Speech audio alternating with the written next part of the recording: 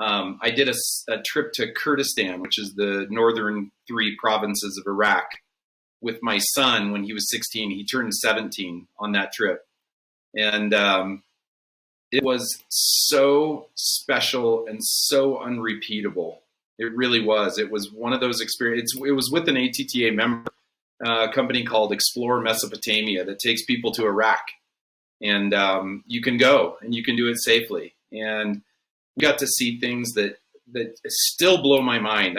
In short, we got to stand on the edge of a 2,000-year-old monastery and look out over the plains of Nineveh. And in the distance, we could see little puffs of smoke.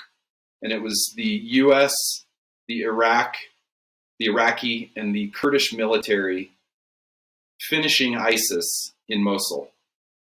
And here we are on a trip as tourists.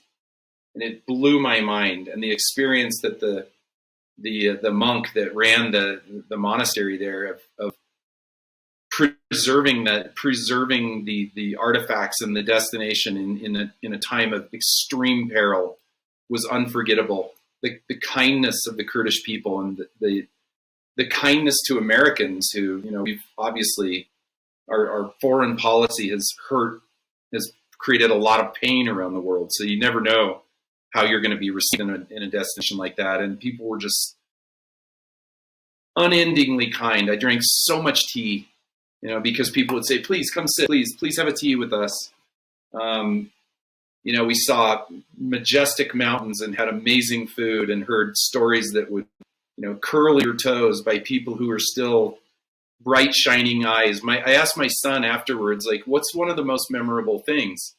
I expected the Mosul experience or something like that. He said, the kid in the refugee camp who spoke perfect English, had an amazing haircut, and wants to be a biologist. It almost makes me teary. The prospects for that kid were so grim, but he was just absolutely hopeful. And that's what stood out to my son. I had forgotten that moment because it was a moment in millions of moments on that trip. And I just thought, wow, the humanity of it, the humanity of that is something else. And so I'm counting the days till I go back.